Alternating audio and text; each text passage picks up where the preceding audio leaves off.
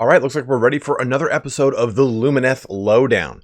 Now, I wish that that was my name, but no, unfortunately, it is property of Games Workshop. Now, let's take a look here.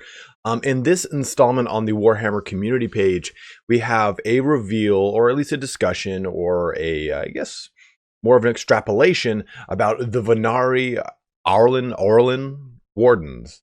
They're right there. There's that word. Go ahead and zoom in so you guys can see this a little bit better. The Vanari Auralan, I've been trying to pronounce that for the past like 25 minutes.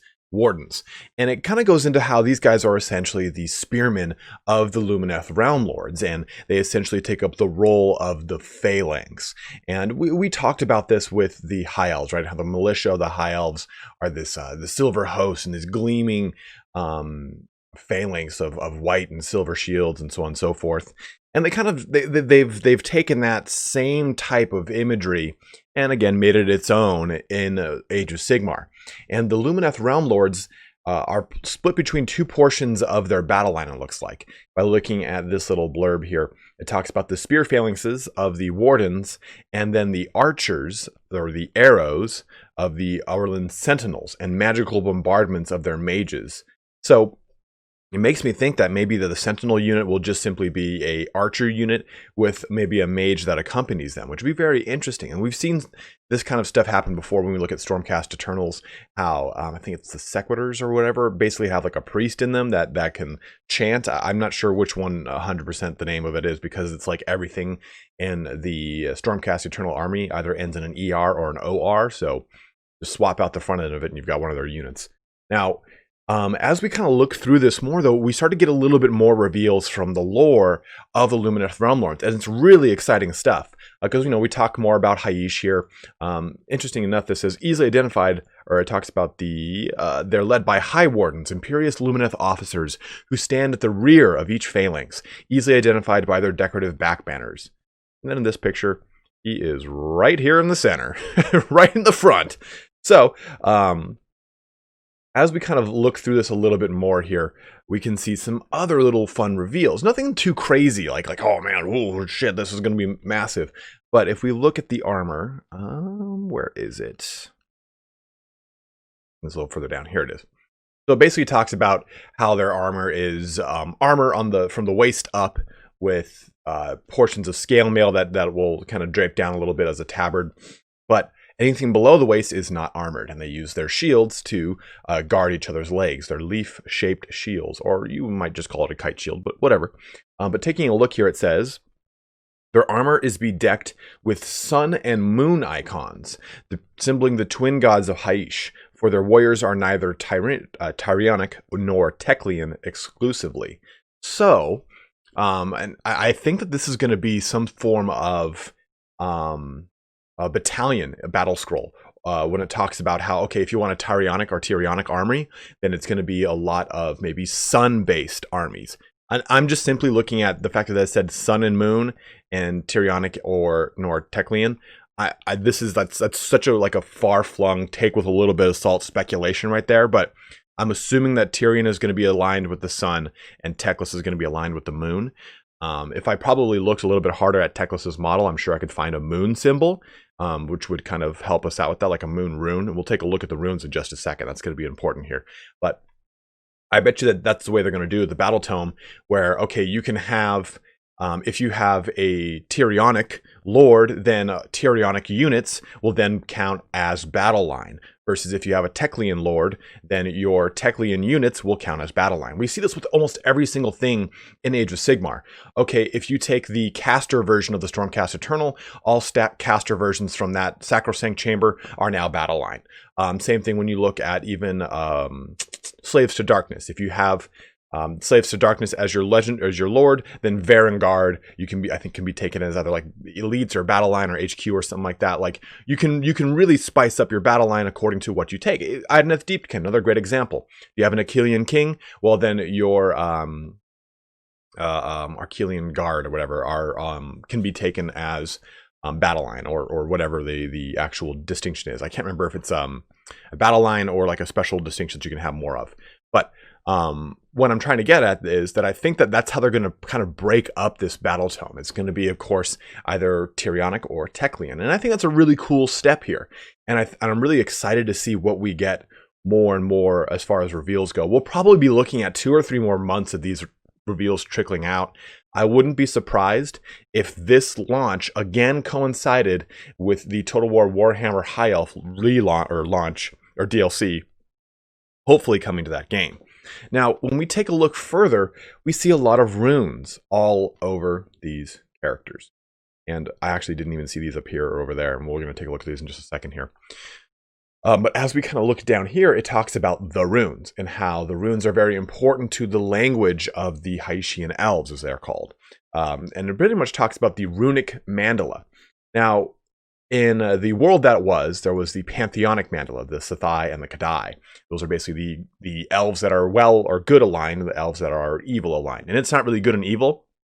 It's mainly that the gods that are aligned with more nefarious things. Cain is considered an evil, quote-unquote, god because he's the god of murder. But he's still the pinnacle or the center of the pantheonic mandala for the Dark Elves, versus the Assyrian, who is the god of life and the god of like the sun.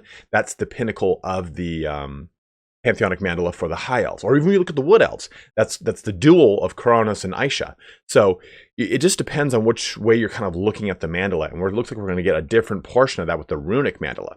And this is kind of an extrapolation of the 4 principles, the 4 Haitian geomantic spirits, Zenith, Wind, Mountain, and River. And they talked about this in our last Lumineth Lowdown, where they were saying that a lot of the society is broken up into more or less castes according to those 4 geomantic spirits. And that's another thing to kind of look at.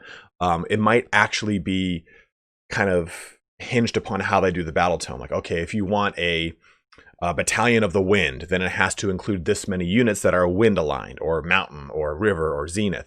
I bet you that's how they're probably going to break it up, according to either the geomantic spirits or the Tyrian and Teclis kind of dynamic of them kind of having certain rules. Like these guys say that they're neither aligned. So I bet you there'll be battle line for both. But I assume something like the Sentinels, because it mentions that they have mages. While the arrows of the Auralan Sentinels and magical bombardments of their mages rain down upon their enemies.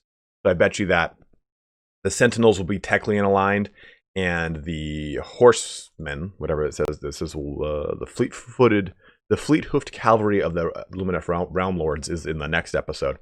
I bet you they're Tyrian or Tyrionic aligned. I could assume something like that happens. But back to these runes real quick. We can see one rune here. And we see some more runes on these characters right here, right in there, right there. We see them on these shields. But in the 7th and 8th edition, we actually got a really in-depth look at the rune system. And if you actually play Total War Warhammer 1 and 2, well, mainly 2 actually, because that's where the High Elves are, you can hear them saying stuff like Yen Lui or Elui, or which one is like for blood, Orior over here. So if you, or Lakoi for might, glory, fear of death, you can hear these words when you play that game.